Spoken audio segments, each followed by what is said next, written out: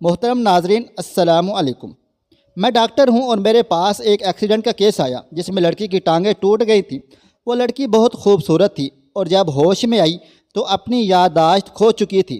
اس کی خوبصورتی دیکھ کر میری نیت خراب ہو گئی اور جب وہ ہوش میں آئی تو میں نے اسے کہا میں تمہارا شوہر ہوں، اور یوں اس کے ساتھ بدکاری کرتا رہا، اور جب وہ حاملہ ہوئی تو اسے چھوڑ کر دبئی بھاگ گیا۔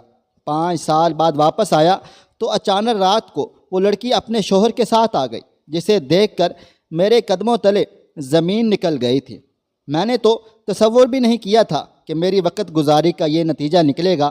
میں اندر ہی اندر گھٹ رہا تھا، مر رہا تھا، جبکہ شہزادی خوشی سے بار بار میرے کندھے پر سر رکھ کر آنے والے وقت کے خواب دیکھ رہی تھی۔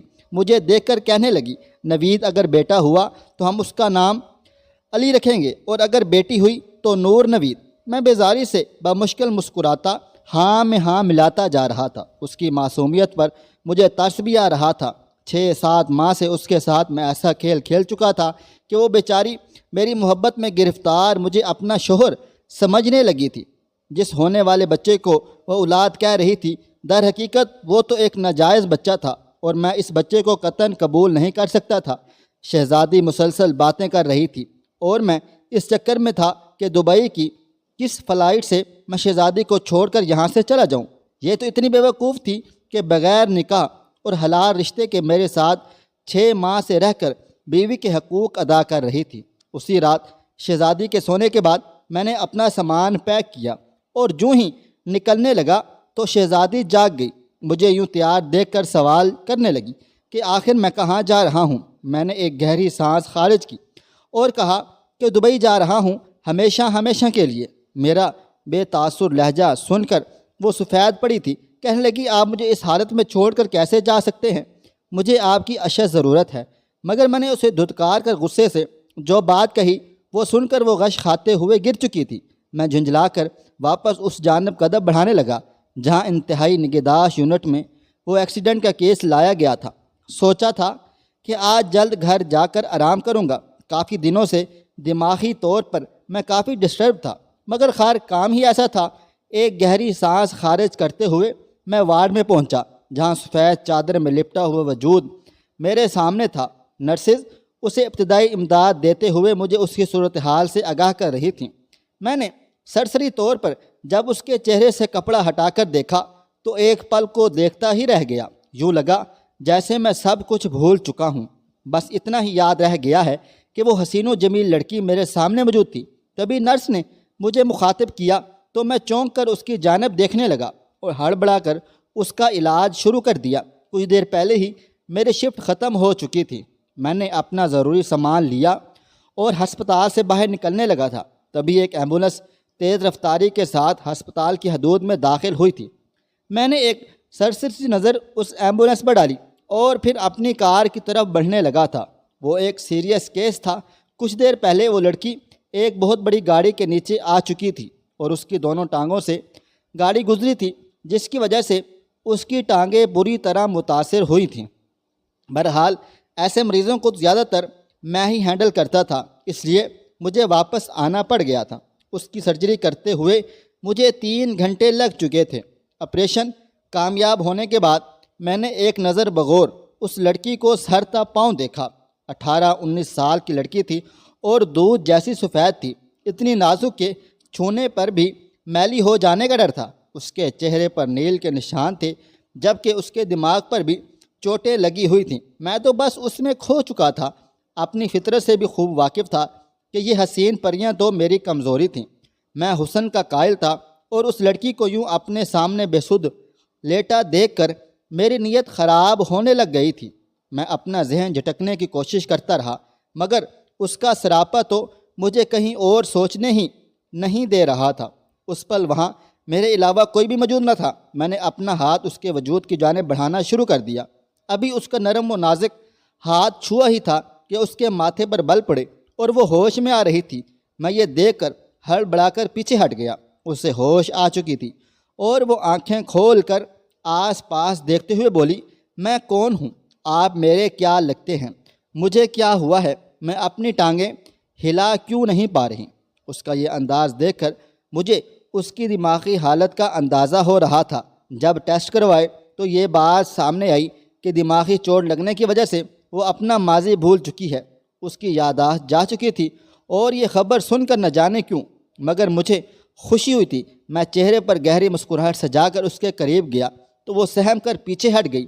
اس کی آنکھوں میں انجانا سا ڈر تھا۔ میں اس کے قریب گیا اور دھڑکتے دل کے ساتھ بولا کہ شہزادی، ڈرو مت، گھبراؤ مت، میں تمہارا شوہر ہوں۔ یہ الفاظ میں نے ڈرتے ڈرتے ادا کیے تھے۔ وہ تو گم سی مجھے دیکھتی ہی رہ گئی۔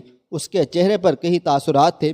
مجھے تو یہ خوف آنے لگا کہ کہیں یہ جان تو نہیں گئی کہ میں جھوٹ بول رہا ہوں، مگر اگلے ہی پل وہ آگے بڑھی اور میرے سینے سے لپٹ کر رونے لگی، اور اس کا میرے ساتھ جڑنا تھا کہ میں ہکا بکا رہ گیا۔ حیرت و خوشی کے ملے جلے تاثرات پر بمشکل قابو پاتے ہوئے میں اسے تسلیاں دینے لگا۔ وہ روتے ہوئے مجھ سے اس حادثے کی وجہ پوچھنے لگی تو میں نے من گھڑت قصہ بنا کر اسے بتا دیا کہ وہ سڑک پار کرتے ہوئے پیر پھسلنے کی وجہ سے گر گئی تھی، اور تبھی گاڑی اس کی ٹانگوں سے گزر گئی۔ یہاں تک تو ٹھیک تھا، مگر اس کے چہرے پر نیل کے نشان اور دماغ پر گہرے زخم کے نشان ابھی بھی سوالیہ نشان تھے۔ مگر خیر، مجھے تو بغیر نکاح کے ہی بیوی مل چکی تھی۔ میں تو خوشی سے پھولے نہیں سما رہا تھا۔ میں اسے لے کر گھر چلا آیا۔ اس کی طبیعت کافی خراب تھی۔ وہ تو سچ مچ ہی مجھے اپنا شوہر سمجھ بیٹھی تھی اور بار بار مجھ سے پوچھتی کہ میرا ماضی بتائیں، میں کون ہوں، میرے ماں باپ کون ہیں، وغیرہ وغیرہ۔ میں اسے ہر بار ٹال دیا کرتا اور بس دماغ پر زیادہ زور ڈالنے سے منع کرتا رہتا تھا۔ جیسے جیسے اس کے چہرے کے زخم بھرتے جا رہے تھے، وہ اور بھی زیادہ خوبصورت ہو چکی تھی۔ جو بھی اسے دیکھتا تو بس دیکھتا ہی رہ جاتا۔ وہ بار بار مجھ سے اپنے ماضی کے بارے میں پوچھتی اور اپنے ماں باپ، بہن بھائیوں کا ذکر کرتی۔ میں اسے ہر بار کچھ نہ کچھ کہہ کر ٹال دیتا۔ آخر ایک روز ایک کہانی بنائی اور اسے کہنے لگا کہ تمہارے والدین ایک ایکسیڈنٹ میں مارے جا چکے تھے اور تم میری چچا زاد کزن تھی۔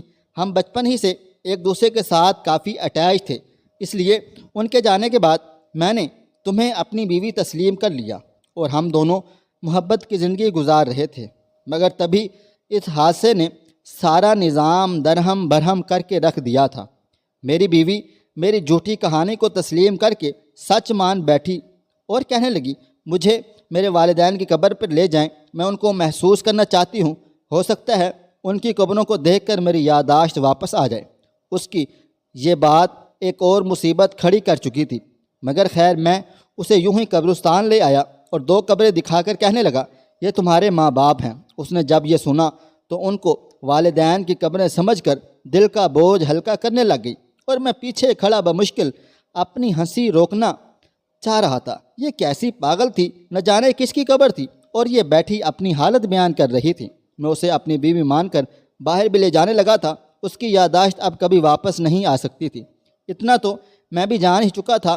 ڈاکٹر نے کہا کہ یہ دوائی جاری رکھیں، اس سے اس کی یادداشت واپس آ جائے گی، مگر میں نے اسے وہ دوائیاں نہ دیں کیونکہ مجھے وہ ایسی ہی اچھی لگ رہی تھی۔ اگر اس کی یادداشت واپس آ جاتی تو سچ کھل کر سامنے آ جاتا، جو کہ میں ہونے نہیں دینا چاہتا تھا۔ نوید، آپ میرے شوہر ہیں، مگر اس کے باوجود آپ کا لمس مجھے بے چین کر دیتا ہے۔ میرے دل کی دھڑکن اس قدر تیز ہو جاتی ہے کہ میں ہانپنے لگتی ہوں، کانپنے لگ جاتی ہوں۔ مجھے ایسا لگتا ہے جیسے آپ میرے شوہر نہیں، کوئی غیر ہیں۔ ایک روز جب شہزادی نے ایسا کہا تو میں سٹ پٹا کر رہ گیا۔ کیسا چلاک دماغ تھا، اس کی یادداشت کھو جانے کے باوجود اسے سگنل دے رہا تھا کہ یہ میری بیوی نہیں ہے۔ میں نے ناراضگی ظاہر کرتے ہوئے کہا کہ میری اتنی محبت اور اپنائیت کے باوجود تم میرے بارے میں ایسا سوچتی ہو، یہ تو سراسر ناانصافی ہے میرے ساتھ۔ اتنا سن کر وہ تڑپ اٹھی تھی اور فوراً مجھے اپنے حصار میں لے کر کہنے لگی کہ میرا مقصد آپ کو ناراض کرنا ہرگز نہ تھا، بس مجھے کچھ یاد نہیں، اس لیے مجھے آپ کا قریب آنا الجھا دیتا ہے۔ میں پریشان ہو جاتی ہوں۔ اس کی ان سب باتوں کے باوجود میں بغیر نکاح کے ہی اس کے ساتھ تعلق قائم کر چکا تھا۔ وہ میری بیوی ہونے کے حقوق پورے کر رہی تھی، گھر کی ذمہ داری اس نے اپنے سر لے رکھی تھی، وقت پر مجھے تمام تر اشیاء مہیا کرتی تھی۔ اس کا حسن مجھے اس کے سحر میں گرفتار کیے ہوئے تھا۔ شروع میں تو میں اس پر جان نچھاور کرتا رہا، روزانہ اس کے لیے پھول لاتا، کوئی نہ کوئی گفٹ اسے ضرور دیتا۔ اس کا حسن میری ملکیت تھا اور یہی بات مجھے مغرور کر چکی تھی۔ ایک روز جب ہسپتال گیا تو وہاں ایک نئی نرس بھرتی ہوئی تھی جو شہزادی سے بھی زیادہ حسین اور خوبصورت تھی، اتنی خوبصورت کہ میں شہزادی کو بھی بھول چکا تھا۔ دھیرے دھیرے میں اس کی جانب مائل ہونے لگا اور شہزادی سے میرا دل اچاٹ سا ہونے لگ گیا تھا۔ میرے تو خوابوں خیالوں میں صرف وہ نئی نرس ہی گھوم رہی تھی۔ میں گھر بھی لیٹ آنے لگا تھا اور شہزادی سے بھی اکھڑا اکھڑا رہنے لگا تھا۔ شہزادی کے دل میں میری خاطر یوں ہی محبت تھی، وہ ساری ساری رات بیٹھ کر میرا انتظار کرتی رہا کرتی اور میں اس نئی نرس کو پھانسنے کے چکر میں لگا رہتا۔ وہ مچھلی بھی میرے جال میں پھنس چکی تھی، بس اب مجھے موقع کا انتظار تھا۔ ایک روز جب گھر واپس آیا تو جو منظر دیکھا وہ دیکھ کر میں چونک گیا۔ شہزادی کچن میں گری ہوئی تھی، نہ جانے وہ کب سے بھی ہوش تھی۔ اسے اس حالت میں دیکھ کر میری جان نکلی تھی۔ فوراً اسے اٹھایا اور ہسپتال لے کر چلا آیا۔ اس کا بلڈ پریشر بہت زیادہ لو تھا اور گھر میں دوا بھی موجود نہ تھی۔ میں نے جب وہاں اس کا چیک اپ کیا تو جو بات سامنے آئی وہ دیکھ کر میرے پیروں کے نیچے سے زمین نکل چکی تھی۔ شہزادی تو حاملہ تھی اور اس کی طبیعت کی خرابی بھی اسی وجہ سے تھی۔ میں تو اپنا سر پکڑ کر بیٹھ چکا تھا۔ آخر یہ کیسے ہو سکتا تھا؟ بغیر نکاح کے ناجائز بچہ! کم سے کم میں اس وقت کسی بچے کا باپ بننے کے موڈ میں نہیں تھا۔ شہزادی تو میری بیوی بھی نہ تھی، یہ تو صرف وقت گزاری کے لیے ایک سامان تھی۔ میں نے اس پل شہزادی کو کچھ نہ بتایا اور گرمی کی وجہ سے بے ہوش ہونے کا کہہ کر اسے واپس گھر لے آیا۔ اس کی رپورٹ ابھی تک نہیں آئی تھی۔ شہزادی کو گھر چھوڑ کر اگلے روز میں دوبارہ ہسپتال چلا گیا اور بس اسی سوچ میں مگن رہا کہ اب شہزادی اور اس کے بچے سے کیسے جان چھڑوائی جائے۔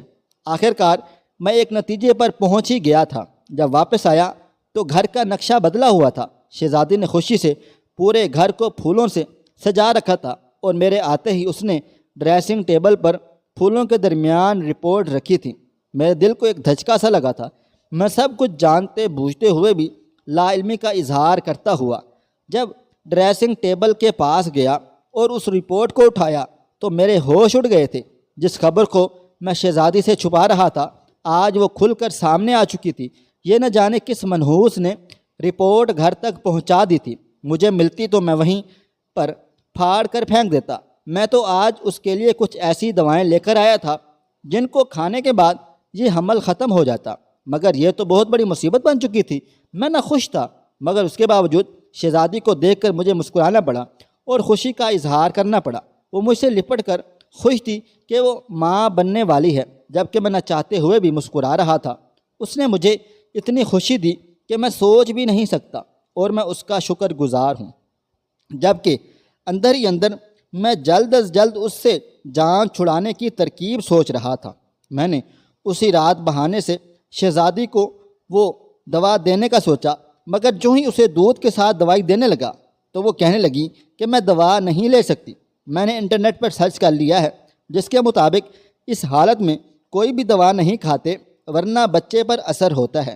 اس کی تیز دماغی کو دیکھ کر میرا دل چاہا کہ ابھی اس کا غلط دبا دوں۔ بہرحال یہ تو میں سوچ چکا تھا کہ اب میں شہزادی کے ساتھ نہیں رہ سکتا کیونکہ وہ میرے پاس اپنی مدت پوری کر چکی تھی۔ مجھے تو اب اپنا اگلا شکار وہ نرس مل چکی تھی۔ یہ شہزادی میری زندگی میں پہلی لڑکی نہیں تھی، اس سے پہلے بھی کئی لڑکیاں میری زندگی میں آ چکی تھیں۔ کچھ تو میری پروقار شخصیت دیکھ کر خود ہی کھنچی چلی جاتی تھیں، جنہیں میں ٹیشو پیپر کی طرح استعمال کر کے پھینک دیا کرتا تھا۔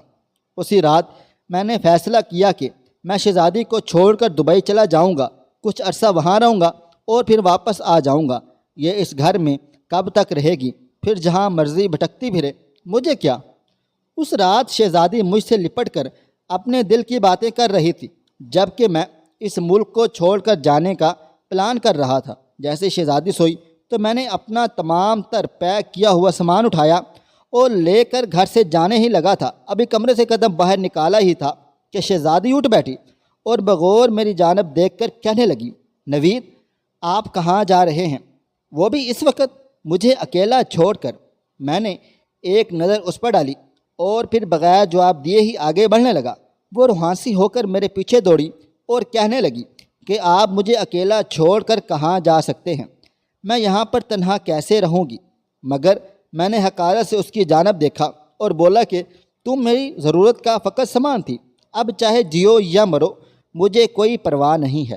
شہزادی تو ساکت کھڑی مجھے دیکھے جا رہی تھی۔ اتنا کہہ کر میں گھر سے نکل چکا تھا اور میرے پیچھے شہزادی غش کھا کر گر چکی تھی۔ میں اسی رات دبئی کی فلائٹ لے کر دبئی پہنچ چکا تھا۔ دبئی جا کر میں کافی خوش تھا۔ ہر طرح کا تناؤ اور دباؤ میرے ذہن سے نکل چکا تھا۔ چند ہی روز میں شہزادی کو مکمل طور پر بھول چکا تھا اور اپنی نئی زندگی شروع کر چکا تھا۔ نہ جانے شہزادی پیچھے زندہ بھی تھی یا مر چکی تھی، مجھے اس کے بارے میں کچھ بھی علم نہ تھا۔ کچھ عرصہ یوں ہی گزر گیا اور میں وہاں پر کتنی ہی لڑکیوں کے ساتھ گھومتا پھرتا رہا۔ آخر 4-5 سال گزرے تو مجھے واپس پاکستان آنے کی سوچی۔ وہاں پر بھی میں نے ایک پرائیویٹ ہاسپٹل میں جاب کرنا شروع کر دی تھی اور اب چھٹیاں لے کر یوں ہی پاکستان کا ایک چکر لگانا چاہتا تھا۔ میں نے جب پاکستان میں قدم رکھا تو ایک بار پھر وہ معصوم سے شہزادی یاد آنے لگی جب میں نے شہزادی کو یہاں پر اکیلے چھوڑا تھا۔ خیر، میرے چہرے پر ایک تمسخرانہ مسکراہٹ تھی۔ وہ کون سا اب زندہ ہوگی؟ اگر ہوگی بھی تو میرے گھر میں نہ ہوگی، سوچ کر میں مسکرا دیا اور گھر کی طرف آنے لگا۔ جب گھر پہنچا تو میری سوچ کے مطابق گھر خالی تھا۔ وہاں پر شہزادی کا نام و نشان بھی موجود نہ تھا۔ اس گھر کی ایک ایک چیز ویسی ہی پڑی ہوئی تھی۔ ابھی گھر میں آئے ہوئے مجھے کچھ دیر ہی ہوئی تھی کہ دروازے پر دستک ہوئی۔ میں نہا کر باتھ روم سے نکلا اور یوں ہی ٹاول میں لپٹا بال پونچھتا ہوا دروازہ کھولنے کے لیے جانے لگا۔ جب گیٹ کھولا تو سامنے کھڑی لڑکی کو دیکھ کر میرے ہوش اڑ چکے تھے۔ یہ تو وہ شہزادی تھی، مگر وہ معصومیت اور بھولا بھالا چہرہ نہ تھا، بلکہ ایک مضبوط اور مستحکم لڑکی میرے سامنے کھڑی تھی اور وہ اس وقت اکیلی نہ تھی۔ اس کے ساتھ ایک مرد اور چند پولیس افیسر بھی موجود تھے۔ میں شہزادی کو دیکھ کر ہکا بکا رہ چکا تھا اور ان پولیس افیسرز کو دیکھ کر تو ویسے ہی میری جان نکل رہی تھی۔ میں نے شہزادی کو دیکھا اور چہرے پر حیرت سجائے ہوئے بولا کہ شہزادی تم یہاں؟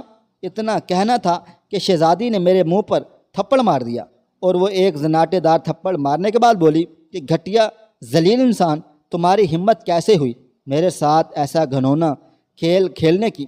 تم تو انسان کہلانے کے بھی لائق نہیں ہو۔ انسان تو وہ ہوتا ہے جس میں انسانیت ہو، جسے دوسرے شخص کی عزت کرنا آتا ہو، مگر تم تو جانوروں سے بھی بدتر نکلی۔ تمہیں ایک لڑکی ملی جس کی یادداشت جا چکی تھی اور تم نے اس سے اپنی بیوی کہہ کر ناجائز تعلقات قائم کیے۔ کیا تم خود کو مسلمان کہتے ہو؟ تم تو جانور کہلانے کے بھی لائق نہیں۔ میں سر جھکائے کھڑا تھا کیونکہ شاید شہزادی کی یادداشت واپس آ چکی تھی اور وہ پولیس افسر میرا گریبان پکڑ چکے تھے۔ میں شہزادی کو دیکھ کر اس سے معافی مانگنا چاہتا تھا اور کہنے لگا کہ مجھے معاف کر دو، در حقیقت میں تم سے سچ میں محبت کرنے لگا ہوں، اس لیے دبئی سے واپس آیا تھا کہ تم سے شادی کروں اور اس رشتے کو حلال کر سکوں۔ اس پل مجھے یہی بہانہ سب سے اچھا لگا تھا، مگر اسی پل ساتھ کھڑا مرد میرے چہرے پر زناٹے دار تھپڑ مار کر بولا، یہ عورت میری بیوی ہے اور جو تمہارے پاس بطور امانت آئی تھی اور تم نے اس کے ساتھ۔